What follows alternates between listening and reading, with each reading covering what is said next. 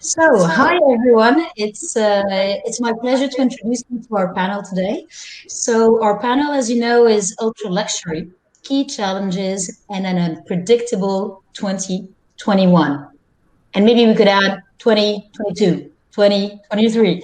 Let's see. I have a great panel today here with me, Women's First. So, Davina is the head of luxury development for Accor. So, Davina, welcome to the panel, and thank you for being here today. Um, we have Philippe Leboeuf, who's GM, General Manager for the Mandarin Oriental in Paris, but also Area Manager for Europe for Mandarin. Thank you, Philippe, for being there. We have Davide Bertilaccio with my perfect Italian accent, who joins us from Tuscany. And Davide heads operations for Rosewood in Europe, a bit like Philippe. Thank you. Thank you for having me. And then from the other side of the world, but magic of our recording today, we have Dino Michael, so who heads the total luxury categories for Hilton. So thanks, Dino, for being here. So just to give you a quick upset, we're representing today 500,000 employees for different brands, with all our different groups, and 12,000 hotels. So we're going to focus on ultra luxury because we thought there might be a specific angle with the current, call it a crisis we're facing. But I think we all have quite a number of interesting things to learn from you today and how you've been experiencing. So, and my name is Caroline Demange. My company name is Octance, and I used to work with Cheval Blanc. I founded Cheval Blanc for the LVMH group. Let's start. And I was going to ask Philippe, but he's drinking. I was going to ask you, how do you feel? How do we all feel today? How do you feel today? So now, end of 2020, how do you feel? Well, we stole the show in the chat room because I think we're all feeling better because of the latest news on the several vaccines that we've heard. I'm also feel myself privileged because in France, like in Italy and Spain, being part of some countries where government support has been very present for all our businesses. So all of this makes me feel relatively positive. You would have asked me that same question 3 weeks ago. I might not have been so positive. I'm obviously very concerned with our staff, so the well-being of our staff. So that is key in my mind every day. We maintain, and we'll have the opportunity to talk about it later, how we maintain communication with them, but I think it's essential. So I am, since 3 weeks, a little bit more optimistic. We're seeing the light at the end of the tunnel. You know, we always knew that phrase, but you know what it meant, and we know now. Thank you. David, there are plenty of tunnels in the French crossing the Alps between France and Italy. So how do you see it from your Italian perspective? How are you feeling? How are you feeling today from Tuscany? Well, my first thought goes on how much I'm grateful, first of all, that myself, the team, families, and all the people I know were not affected by this pandemic. It has been a very long period that now looking back, I didn't even realize that, but we are talking almost a year. We are at the end of this 2020 that despite everything went extremely, extremely fast. I have the bad habit of being optimistic and trying to remain optimistic, even when I'm sinking with the boat. There are good news, as Philip was saying, which finally make us see a little dot of light at the end of the tunnel, which is extremely rewarding and motivating for everybody.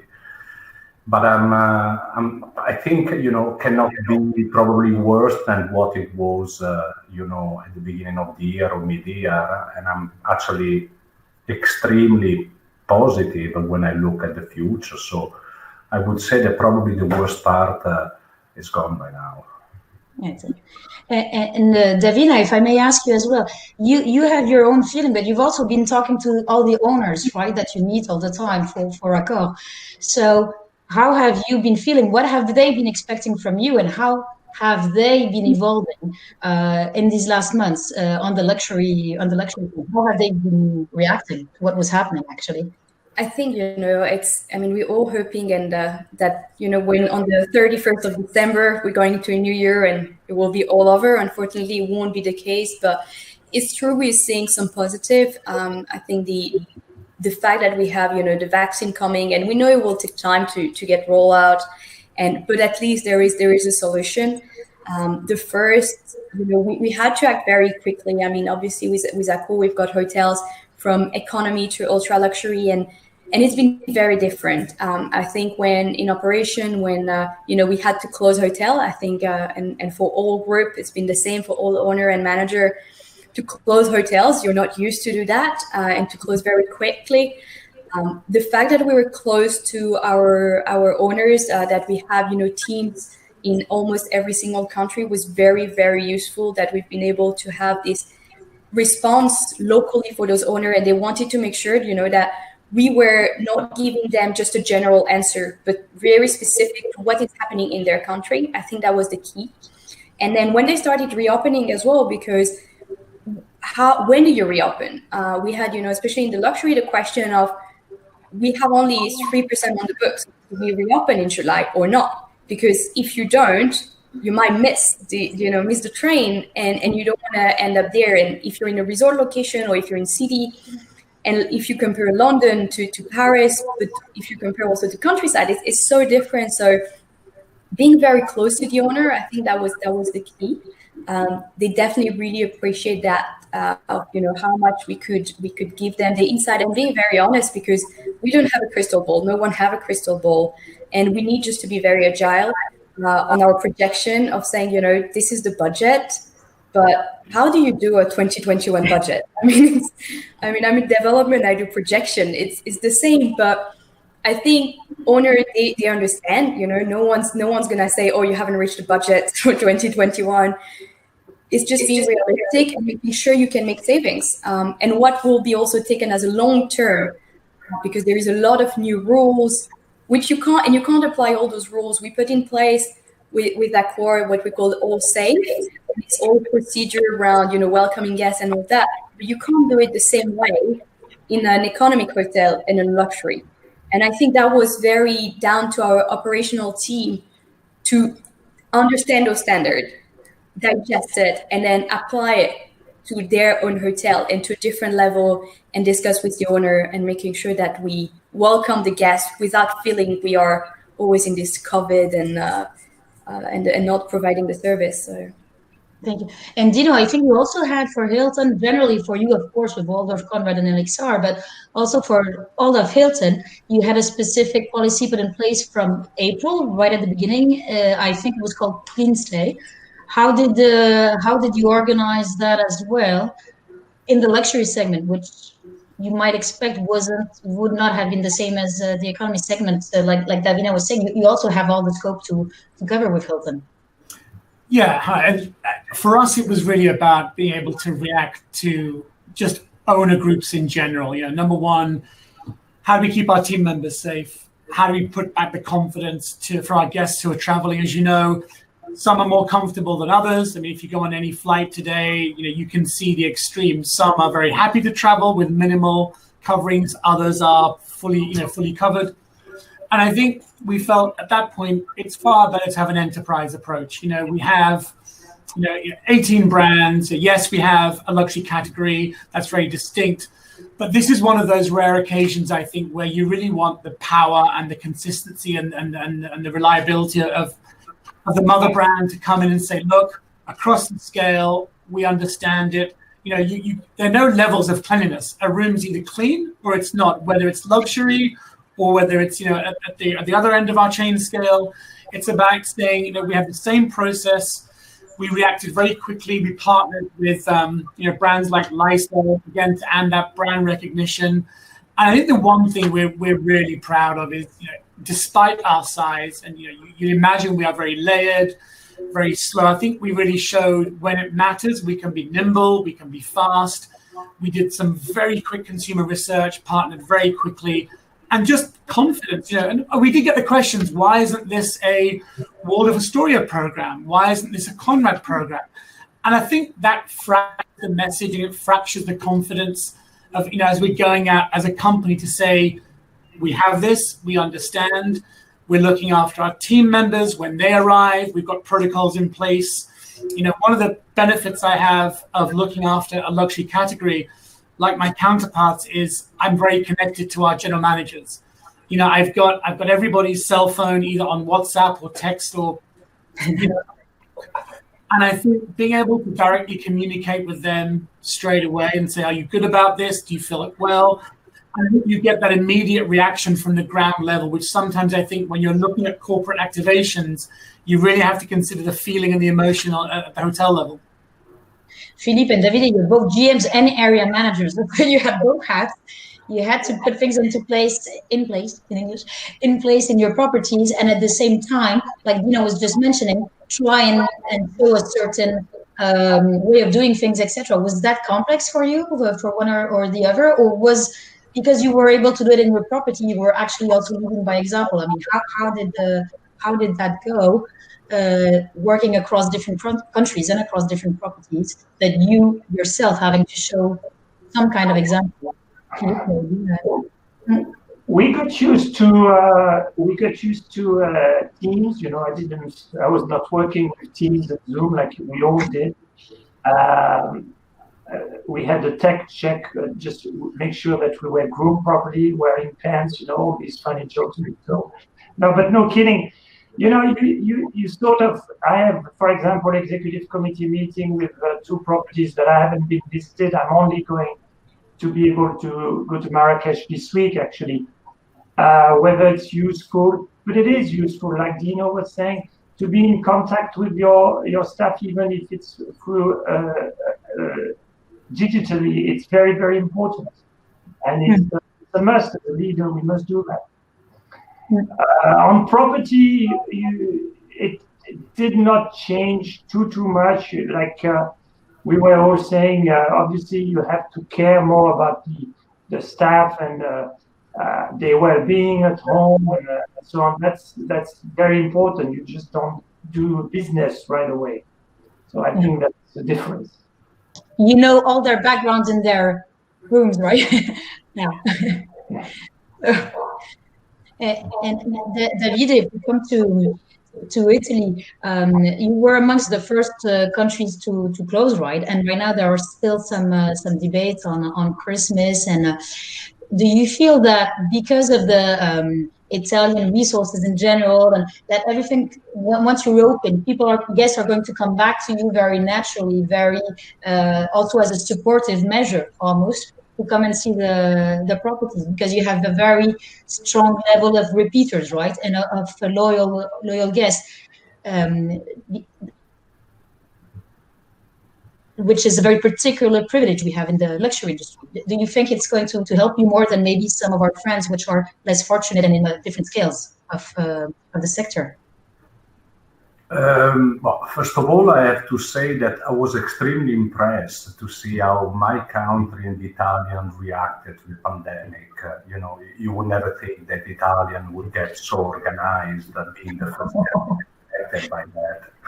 And I was extremely pleased to see that and extremely proud of it, because in between all these uncertainties, seeing how everybody reacted and the sense of responsibility everybody took in those specific days, I think is remarkable.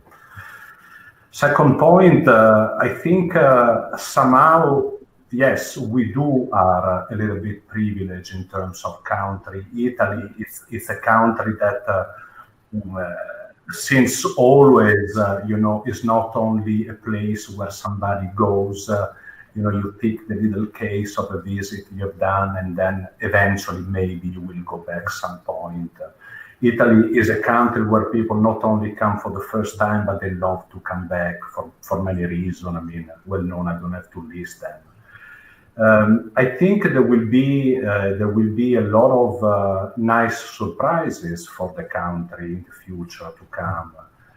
We look at the number of repeat guests that have been coming, for example, in Castiglione del Bosco over the years. We are looking at the booking pace in these days, I mean, which is incredible. Vaccine is still not out there, and we still look in a very substantial, like sort of number of reservation flocking in already in the early months of the year, which usually are the one we see a little bit unpredictable. Mm-hmm. Obviously, this will be confirmed and will be feasible if the travel restriction will be released a little bit, because it's easy to book. I see it sometimes as a reaction. People from home, they don't know what to do, so they start booking all over the world. The wish list, the minute I can get out, I'm going to travel for the next year, because I can't stay at home. I really wish this is going to be the case for everybody, but in terms of country, I do see Italy probably as one of those preferred destinations for the months to come, at least since, probably from the summer. We do have a very high, and we are extremely dependent from North American travelers, like most part of European countries. I believe Philip will confirm this for France. So North American will be able to travel, and they will have this perception of being, safe. Yes, I think it will be probably a great moment for the country. Actually talking about all the Americans, have you been keeping them around here in the last month? Have you seen because of that luxury positioning and maybe new programs you put in place, have you seen more local clientele coming to your properties when you were able to open them? And have you been able to work maybe differently on the experiences you were creating for those luxury clients, so that actually you target even more than before your local clientele? Has COVID changed that focus from towards international towards more local, regional clientele as well for you? Yeah, certainly, if you look at markets like the US and China, domestic demand is incredible, right? I mean, that's one of the great advantages of being here. And then if you look at just the US, in the broader Americas, there's still a lot of traffic between the US and Mexico. So, we've got our hotels. I think the great thing about luxury has always been our ability to adapt. So whether it's, our Conrad in Punta Mita just opened, we've got this, work from paradise package, just thinking about somebody who wants to have an extended stay, whether that's early check-in, late check-out. I'm sure we're all now on these 6 a.m. to midnight schedules, trying to figure out WebExes around the world. F&B credits or, wellness credits, just trying to really say, look, you're here. We know you're working like most of us. You're stuck at a screen for a huge part of the day. So if you want to have an extended stay, come and we'll make sure you've got the right Wi-Fi connectivity. It's strong enough to deal with, high visual presentations. Or our Waldorf Astoria in Los Cabos Pedregal. Again, if you book for 30 days, one of those weeks, book for 21 days, we'll give you a week on top. So come, almost work hard, play hard. I think that we are well positioned. We always have been. I think the essence of luxury has always been about being flexible, adaptable. High net worth travelers, their plans change all the time. I mean, if you think about today, look, we're European, but the air bridges collapsing and opening up within 24, 48 hours. I don't know many high level, whether it's C-suite or senior level employees who can afford to be stuck in a quarantine. So your travel plans can change within a matter of hours. So I think, we've always been very focused on intuitive service and making sure our team members are very aware how to deal with last minute change of plans.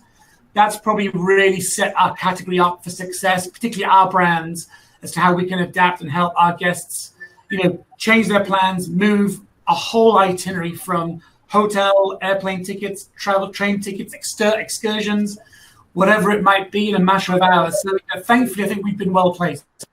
Davina, you were talking to me while we were about Fairmont, which is a very more mindset brand, which has also a lot of business and corporate travelers. How have you been, like Dino was just mentioning, how have you been coping with that? And in the future, how do you expect that to evolve? Some people are saying my sea is going to disappear. What do you think? And I I know mean, Carmen has those very key brands for that.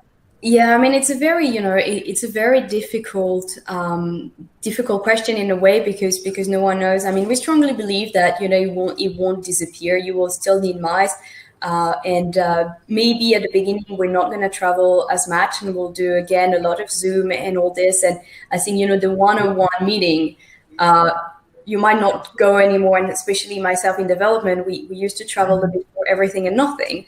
So sometimes it's, I mean, as an hotelier, maybe we love that, but reducing a bit and traveling for what matter, but the social element is so important. And, I think this is not going to disappear. We have been all working from home. No one likes it to not, socialize. And the social aspect is very important. And people will more and more work from home or having this flexible office. And so when they will do meeting, they will have to do it. Obviously, the fact that there is a vaccine is helping that, or there might be, restrictions saying people have to be vaccinated, the vaccine passport to be able to attend some conference. That could be a possibility. But today, especially in development, we're looking, at future. We're looking at projects that open in 3-4 years. So very difficult to decide today, are we still going to do ballrooms or not? Today, we are still doing it because and we know that we'll maybe have some flexibility in our program and things might evolve, but it is too short term. And I think I've been really relating this crisis to the 9/11. And I think there is a lot of similarity. Obviously, 9/11 was shorter because it was one event, but the fear. And I think the fear is the main element of this virus as well. People are scared. They were scared of terrorism. They were scared of, so you put all this together. You put all the, the new security rules with the airport and everything that we had since 9/11. And in the hotel is the same. How do you protect? You wear a mask and all this. So, and we saw that after 9/11, people will stop traveling. People will be afraid. I mean, we never traveled, as much as we have in 1918. So it will come back. And I think I'm very positive about that. That's a personal belief, but we think, as soon as we can, people will travel even more. And we've seen that during, the summer in Europe. As soon as the door were open, it was like the sheep, going out and traveling. So, but yeah, for mice, it will be difficult. I think maybe the meeting space for one-on-one will be different. We are working more on short-term at the moment, how to use our space.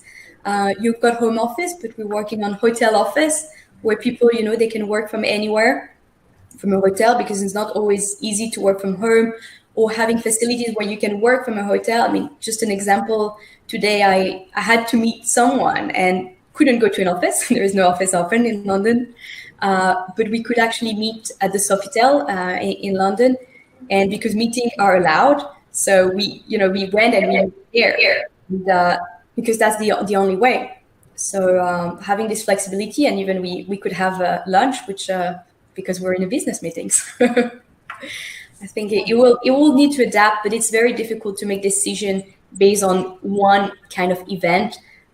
Things will change 100%, but how far? Philippe, how do you see this changing? How do you see? What's your crystal ball? How do you see our future going? Listen, I think Gavina is right on. The word agility, the capacity of any business to adapt itself. We all say, I mean, if you are in charge of development in any hotel company, should you be doing some boardrooms? Yeah, you should be doing boardrooms, and you should be doing banquet rooms like before.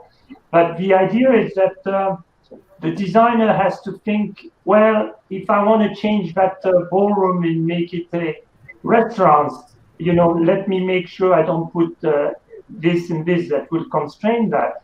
So yes, I think it's possible. I did research a little bit. We all have to do our budget, like we said.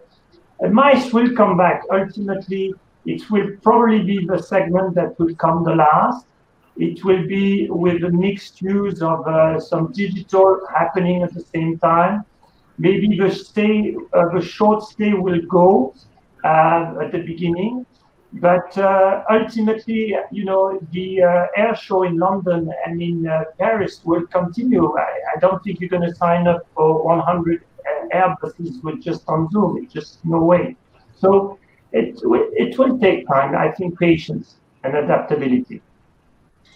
And do you think that there were some of the trends we've seen, so beyond our hospitality, but all the sustainability, meaningful travel you were talking about, Davina, or purposely travel, or all those that are going to transform our luxury sector? Or were we already actually there to some extent, and we maybe are just going to accelerate or think about new things? I think you also had the wellness for your part. So were you already working on those subjects, and have you been pushing them even more while you were not traveling? and maybe you had different times and different mindset when you're not in an airport. And have you pushed new concepts born from the COVID or accelerated through the COVID? I think it's more of an acceleration. I mean, even last week we were just named the industry leader for sustainability by Dow Jones. We've reaffirmed our commitment to, reduce our environmental footprint in half and double our social impact by 2030. I think what COVID has done, it's given everybody time to pause, put some of those things that were already there and they're important, and I think, being worked on, it's pushed them further forward. It's pushed them, to the front of our thinking. And I'm sure like most people now, many of us, we travel 4 or 5 times a week. I think we want to look at the pace of travel, what we do when we travel, how we engage. For me now, I just went to Mexico for 2 weeks. We've just had a couple of new openings. I met with a team at Conrad Punta, and they haven't seen anybody from outside of region in a long time. And you forget the impact it has on their well-being, on their positivity. So I think for us, everything, wellness isn't just about fitness and spa, which I think is the easy assumption. It's about planning, the footprint of a resort, for example, allowing space for meditation, time to reflect. I think when we look at sleep, how sleep's important. Again, I'm sleeping better than I've slept in a long time, same bed for more than 2 nights, which has been great. But, really thinking about our sleep, what we do with our time off. I think we've proved that, this term of hybrid elements, hybrid meetings is here to stay. I think we're always going to travel. I think the group is correct. MICE will come back. Maybe it'll be one of the last to come back. Leisure will come back strong. Our desire to connect, our desire to be together will never go away. But I think how we travel, what we do during that travel, all that I think has given us time to pause and think. But certainly for me, making sure that we are thinking about the non-traditional elements of wellness. I think if you think about mental health, how that's really come to the forefront. One of the first things we did when we went to the first lockdown, which was more severe, we very quickly identified those team members we know live alone. Because I think that's a really important thing. Who's alone? Who doesn't have a husband, wife, partner, brother, sister, family, children to be with during, the darkest days of lockdown? And we all came to a decision, let's make sure that we all connect with someone who's living alone and we engage with them on a very frequent basis. How are they? Because let's make sure their mental health is solid. Let's make sure we've got an outreach program. So I think it's also made us better kind of human beings. I think none of that can be a bad thing.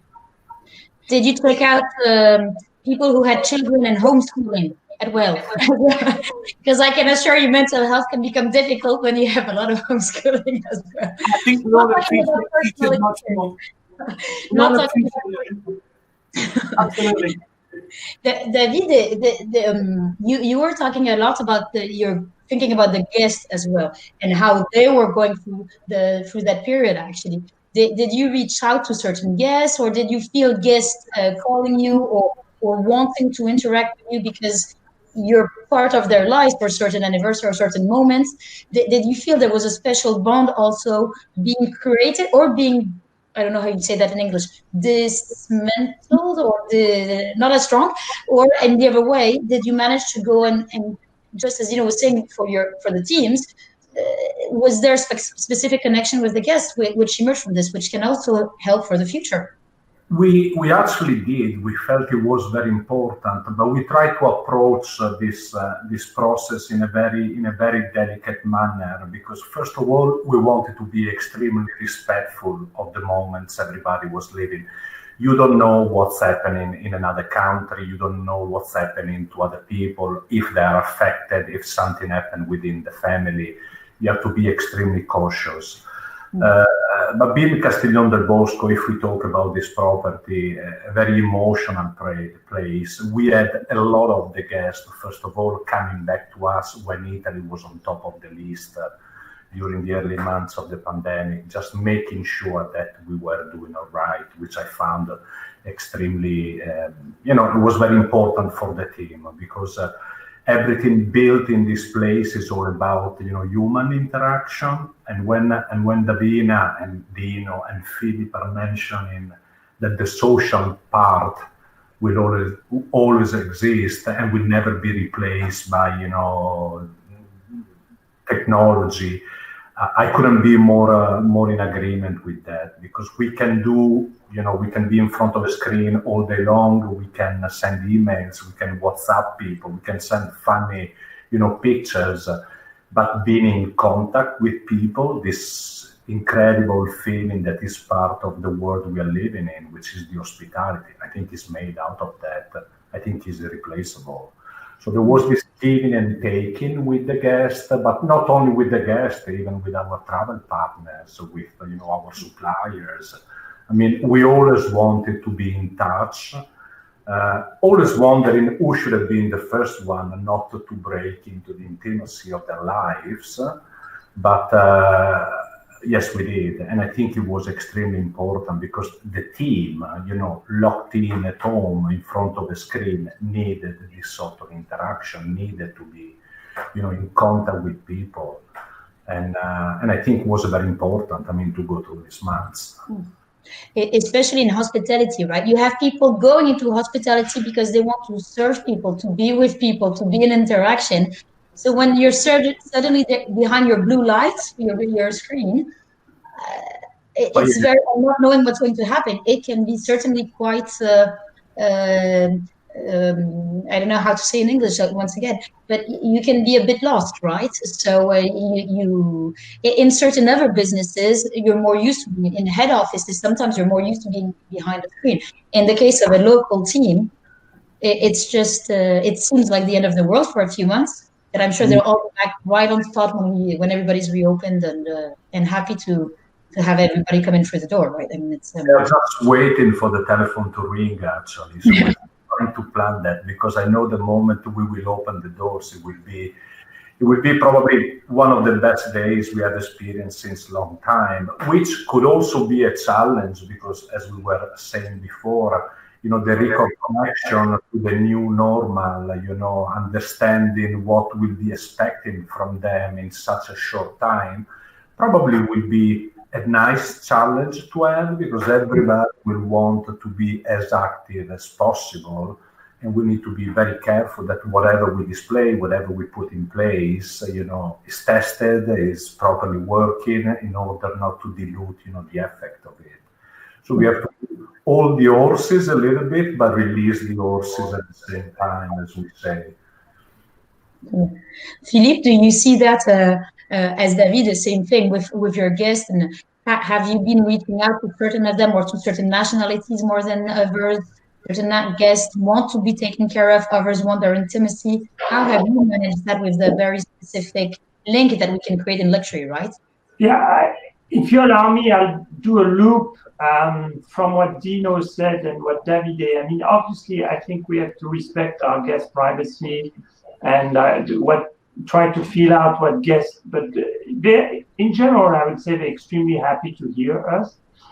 But back to what Dino was saying, the clients also, they perhaps they expect more than just a sales pitch, or they want genuine interest. And you're probably not going to do the right call if you're not genuine. And like Dino also said, I think what has helped me personally, egoistically, if I can say, I'm giving time to a charity since my days at the Crillon, okay? When we went from 1999 to 2000, I thought I should give, I was in the middle of the crystal and the golden chandeliers and everything. I said, so I'm giving some time to a charity that helps children with cancer. And since a few years now with a woman with breast cancer, it's called Reach is on Everest. And that's what people really want to, they have reflected on their life. It's okay to take the plane, like Davina was saying, to go sign a deal in Geneva and come back the same day. But what else is my life? And we have to understand that the clients have also thought about that. They want to make sure that we're treating well our staff, that our staff is well, taken care. I like the approach of Dino who is single, all of this is very, very important. I even looked at studies that people that have had pets, it helps, it's people that are single that have a cat or a dog, they're better off. I mean, we've seen the specialists, the number of depressed people in France is one of the most beautiful countries in the world. People are all depressed. That's it. Not us. It's okay. It's a character. No, but now people have pets so that they can bring them outside, right? Exactly. I think we're going to have to serve our guests with this in mind now. It's not just pure business. People have suddenly realized there's another life out there, and clock is ticking, and it can suddenly stop. We had the first, second wave. There could be a third wave. Could be longer. Vaccine, is there something else? But people have realized something, and we need to deal with that. And we've realized things as well. So I think we're going to reach the end of this panel, not because I want to. I think we had a limited time. I'm trying to see at the tech people if they can, but I do think we have a limited time on this. I hope we can continue our discussions. I thank a lot IHLA and the European part of it for having the opportunity to all talk a bit about what we went through, what we believe will be the future of our luxury industry. I'm not going to recap because you said it all. I was very honored to have you all on this panel with operations minds, with brand in mind, with development minds, in general, all in just in the sector and in countries where we all just want the best for our guests in our team. So a big thanks to, un grand merci, a big thanks, grazie, to all of you. And I'm crossing fingers for 2021 and the next 5 years. Thanks to all of you. Thank you. Thank you very much.